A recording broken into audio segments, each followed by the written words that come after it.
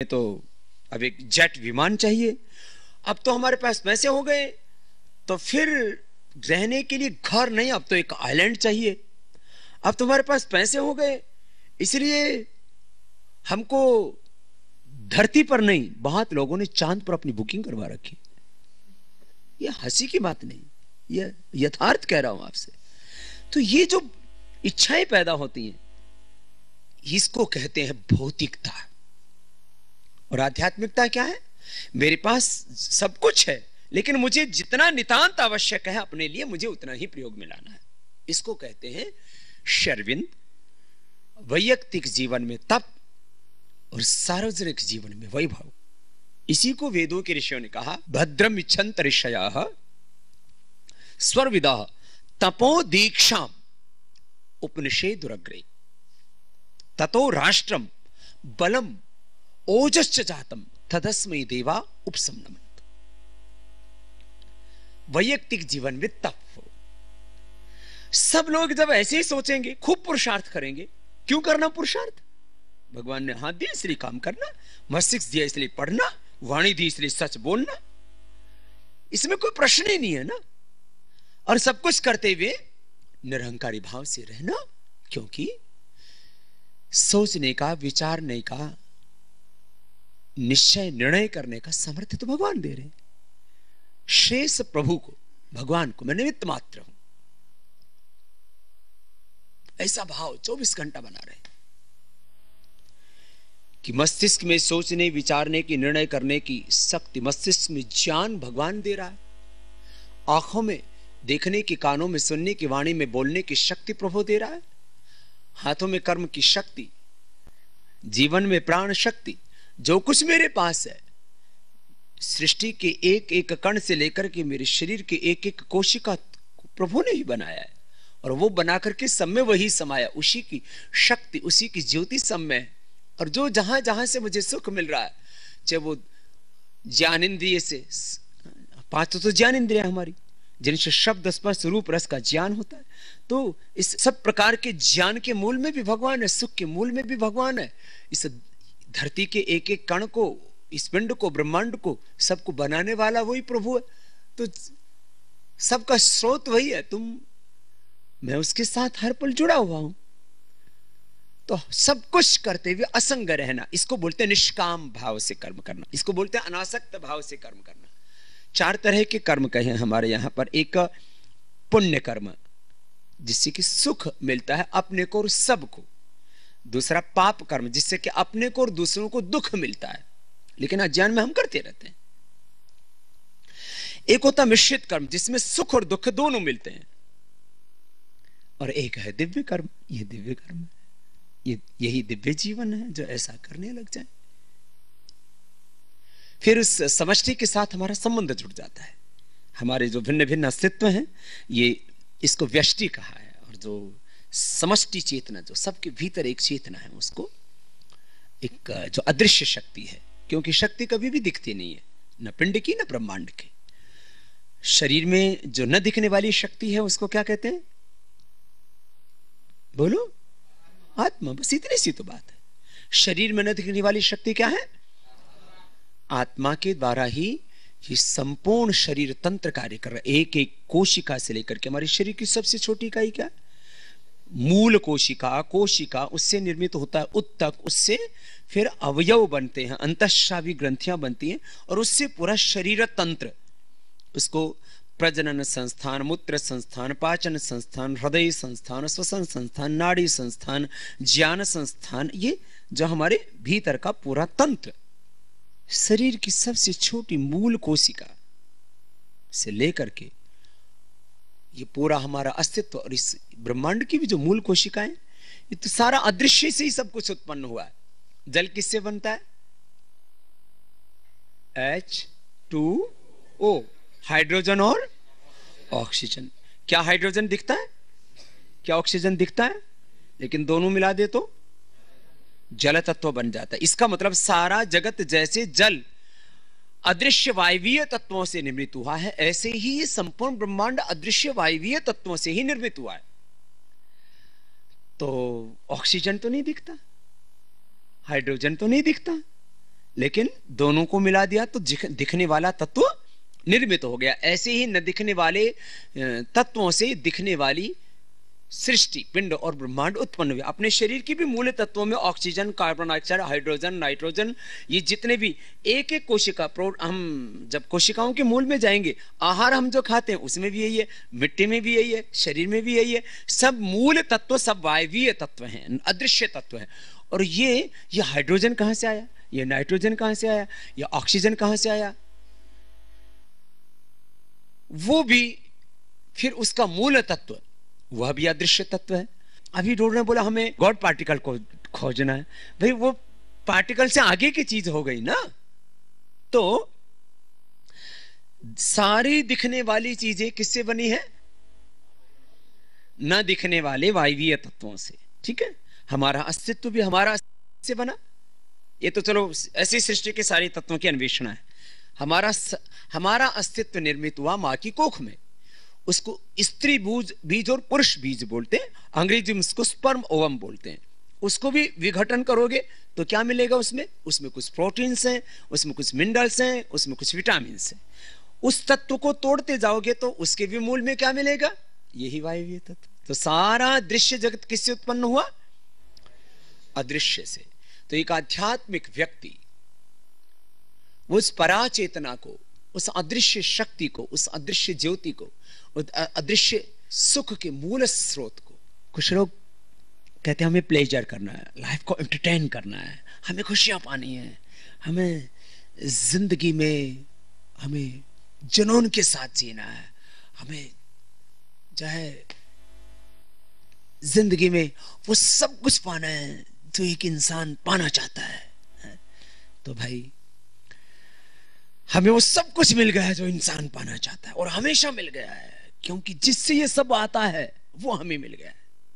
जिससे ये सारा सुख, ये सारी समृद्धि, ये सारा ऐश्वर्य। लोगों को क्या चाहिए? सोना। सोना कहां से आया? चांदी, सोना, हीरा, जो भी सर्वश्रेष्ठ धातुएं हैं, ये सब कहां से आई? कोयला से। ये कोयला कहां से आया? मिट्टी से। ये मिट्टी कहां से आई? मिट्टी में कुछ चीजें, मिट्टी में तो बहुत सी चीजें, ये सारा सब अदृश्य से आया। तो हमको तो हीरा में भी वही दिखता है, सोना में भी वही दिखता है, चांदी में भी वही दिखता है। लोगों को क्या चाहिए? यही तो चाहिए। जमीन में भी वही दिखता है। जमीन भाई अपन ने तो बनाई नहीं, ना अपने बाप दादा ने बनाई। तो ये जमीन किसकी? ये भगवान की। ये सोना किसका? भगवान का। और भगवान जी हमारे। तो अपने को जब भगवान जी मिल गए तो क्या सोने का करना, क्या चांदी का करना है? ये सब स्त्रियां किसी ने बनाई, सब पुरुष किसी ने बनाए। इसलिए मैं विनोद में भी बोल रहा था, और ये हकीकत भी है। जो कम पढ़े लिखे होते हैं, जो ज्ञान नहीं है जिनको पूरा, नॉलेज नहीं है पूरा, इलिटरेसी एंड पॉवर्टी, ये दो बड़े कारण हैं जिससे कि ज्यादा बच्चे पैदा हो रहे, जनसंख्या बढ़ने की। तो कम ज्ञान होने पर आदमी बहुत संतान पैदा कर लेता है। पता नहीं एक आधा मर गया तो क्या होगा। हम बच्चे थे तब सुना करते थे, अरे भाई नहीं, एक नहीं भाई, कम से कम 2 तो होने ही चाहिए, 3 तो होने चाहिए। हारी, बीमारी, दुर्घटना, कुछ ना कुछ हो जाए। तो अज्ञान के कारण से फिर मैंने देखा, मैं त्रिपुरा में चला गया, बांग्लादेश के बॉर्डर के ऊपर मैं चला गया शाम को घूमता हुआ, हकीकत बता रहा हूं। तो मैंने वहां देखा एक 8-10 बच्चे निकले। मैंने कहा भाई इतने बच्चे क्यों पैदा कर लिए तुमने? इनको पढ़ाना भी तो है, आगे इनको योग्य भी तो बनाना है। इनका एजुकेशन का क्या होगा, इनके फूड का क्या होगा, इनके फिर आगे इनके फ्यूचर का क्या होगा, इनके कैरियर का क्या होगा, इनको कैसे संभालोगे?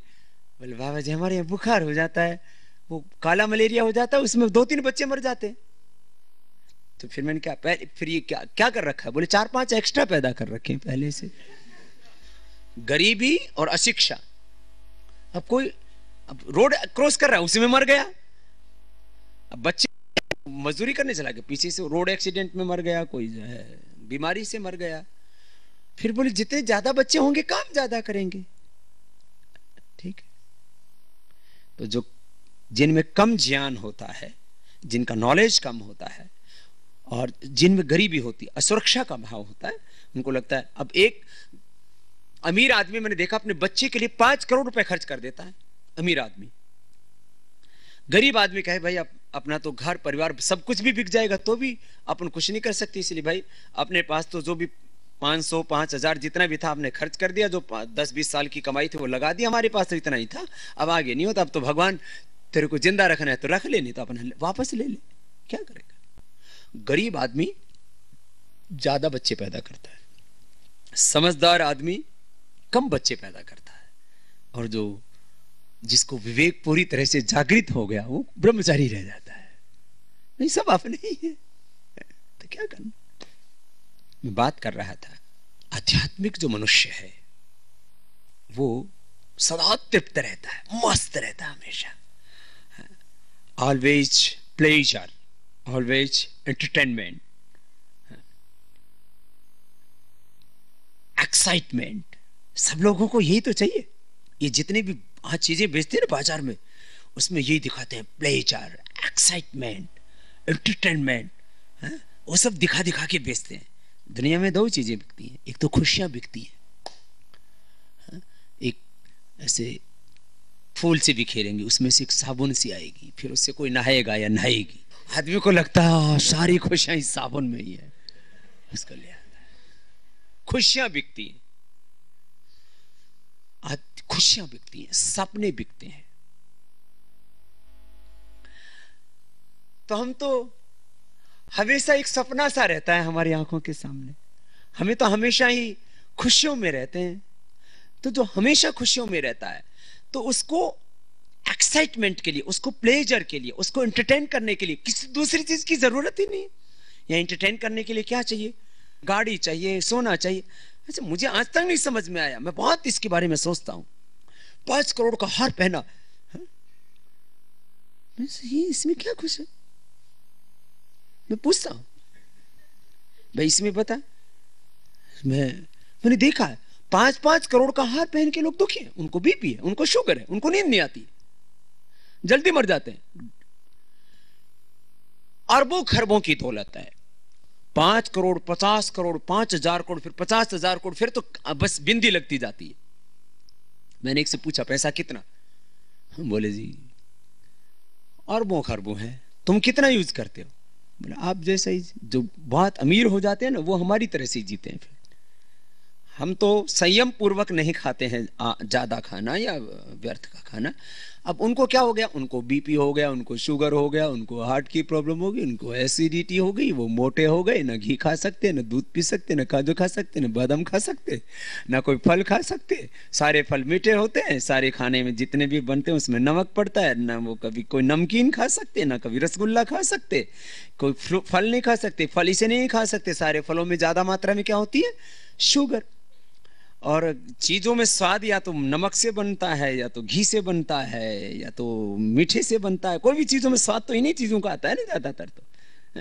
तो उनको नमक इसलिए नहीं खा सकते कि बीपी है, शुगर इसलिए नहीं खा सकते क्योंकि उनको शुगर की बीमारी है, और जो है मोटापा है, और कोलेस्ट्रॉल है इसलिए, और मोटे हैं इसलिए घी नहीं खा सकते। और थोड़ा सा भी, 1 ग्रास भी ज्यादा खा लिया तो हजम नहीं होगा, उनको बदहजमी है। क्या लाइफ है? लोग कहते हैं हम सुखी है, कहां सुखी है? दोनों चीजें चाहिए, भौतिकता और आध्यात्मिकता दोनों चाहिए। और जो आध्यात्मिक हो जाता है उसको भौतिक चीजों की उसकी रिक्वायरमेंट, श्री अरविंद कहते हैं जितना मेरे जीवन के लिए नितांत आवश्यक है उतना रख करके मुझे शेष देश, धर्म, समाज, मानवता के लिए, समष्टि के लिए, लोक कल्याण के लिए अर्पित कर देना है। ये मेरा पहला पागलपन है। दूसरा, जब सब कुछ भगवान से ही है तो मुझे उस प्रभु को पाना है, उसको अनुभव करना है, उसको जीना है, उसको आत्मसात करना है। और तीसरा, ये देश मेरे लिए मात्र एक मिट्टी का टुकड़ा नहीं, लिए मेरी मां है। और जैसे अपनी मां से मोहब्बत होती है, प्रेम होता है, उससे एक लगाव होता है, उसमें हम अपना रूप देखते हैं। देखो, ये मां और बेटे का संबंध, वैसे तो जो भी भौतिक संबंध, आध्यात्मिक संबंध, इसके मूल में वही आता है, अपना ही रूप हमें उसमें दिखता है। माँ क्यों अपने बच्चों से ममता करती है? बच्चे कुछ भी करें चाहे, क्योंकि वो अपना ही रूप, क्योंकि उसने अपनी कोख से उसको पैदा किया है। पिता से भी ज्यादा होता है उसमें। पिता को ये पता है कि ये मेरा ही अपना स्वरूप है, आत्मा ही पुत्र जाए, वो भी देखता है अपना स्वरूप, यदि उसमें गहराई हो तो। लेकिन पिता के शुक्र से बेटा या बेटी का निर्माण हुआ, ये विवेकी लोग अनुभव करते हैं और बड़े फिर उसको मान लेते हैं, मेरा बेटा है, मेरा हम शक्ल भी है। माता और पिता दोनों का मिश्रित रूप बच्चों में होता है, इसलिए औलाद को देख के माँ बाप का अनुमान लगा लेते और माँ बाप को देख करके औलाद का अनुमान लगा लेते हैं, बाह्य रूप से भी। और डीएनए टेस्ट कराते हैं तो एकदम क्लियर ही हो जाता है, स्पष्ट हो जाता है, उसमें कोई प्रश्न ही नहीं होता है। तो माँ अपने बच्चों से इसलिए प्यार करती है क्योंकि अपना ही स्वरूप उनमें देखती है, इसलिए अत्यंत मोह होता है, ममता होती है, प्रेम होता है, करुणा होती है उसके प्रति। ऐसे ही गुरु अपने शिष्यों में अपने ही स्वरूप को, शिष्य अपने गुरु में अपने ही रूप को, और फिर दोनों ही परस्पर एक दूसरे में ब्रह्म के ही स्वरूप को देखते हैं। मम व्रते ते हृदय दधामि मम चित्तम अनुचित्तम ते अस्तु मम वाचम एक मना जुषस्व बृहस्पतिस्त्वा नियुनक्तु मह्यम। ये ऊंची भावना गुरु शिष्य परंपरा की। तो मैं कह रहा था, एक ये ऊंचा आध्यात्मिक संबंध जीवन का, जहां कोई अपेक्षा ही नहीं है, फिर भी कर रहा है। मुझसे ही मेरे मित्र कहते हैं कई बार, स्वामी जी किसके लिए कर रहे हो? मैंने कहा नहीं करता तो क्या होता वो बता दो। मेरे मन को उदाहरण देता हूं, अपने गुरुकुल के समय के देखो, जो अपने साथ में पढ़ते थे 25 साल पहले, वो कहां खड़े हैं आज? उसमें कुछ हमारे गुरुकुल में एक मित्र थे हमारे साथ, बोले मैं तो ब्रह्मचारी नहीं रहूंगा, मैं तो राम और कृष्ण पैदा करूंगा। राम भी गृहस्थ थे, कृष्ण भी गृहस्थ थे, मैं राम और कृष्ण बन करके जो है धरती के ऊपर ऋषि मुनियों को जन्म दूंगा। वो बेचारा चला गया, अब जो है आजकल रिक्शा चला रहा है। बीच में बहुत दुखी हुआ, जीवन का साधन नहीं जुटा, तो हमारे पास आया, हमने उसकी थोड़ी मदद कर दी, ये हमारा धर्म मान करके। मेरा कहने का तात्पर्य किसी को नीचा दिखाना या स्वयं को श्रेष्ठ रूप में प्रतिष्ठापित करना मकसद नहीं। मैं नहीं करता तो क्या होता? तो ठीक है, मैं भी कहीं तो गंगोत्री में होता तो गुफाओं में बैठा होता, ठीक है, निर्वाण तो मुझे प्राप्त हो, पहले भी था, आज भी है, मैं तो सदा ही निर्वाण को प्राप्त हूं, सदा ही पूर्ण हूं, सदा ही तृप्त हूं। मैं यदि कंदराओं में रहता तो तृप्त रहता, जैसे आज तृप्त हूं, क्योंकि ज्ञान की एक पराकाष्ठा होती है। वहां पहुंच करके तो जब आपको सत्य विदित हो गया कि ये जीवन का सत्य है, तो जो अंतिम नित्य शाश्वत अखंड सत्य है, उसके पार तो कुछ है ही नहीं। तो मैं यदि एक कंदरा में रहता तो भी मैं सुखी रहता, लेकिन आज ये सब करके भी मैं तो दुखी नहीं। आज यदि मैंने अपने आत्मनिर्वाण के साथ, आत्मनिर्माण के साथ, निर्वाण बोलो, निर्माण बोलो, निर्वाण माने निर्वाण बोलो, उसको जीवन मुक्त अवस्था बोलो, विदेह भाव बोलो, या उसको ज्ञान योग बोलो, कर्म योग बोलो, भक्ति योग बोलो, ये सारी अवस्थाएं क्या है? ज्ञान की पराकाष्ठा में जीना। और ज्ञान का मूल स्रोत मेरे स्वयं ब्रह्म है, भगवान है, उसी से सब वेद, उसी से सब शास्त्र, सब ज्ञान उसी से प्रकट हुआ है। और मेरा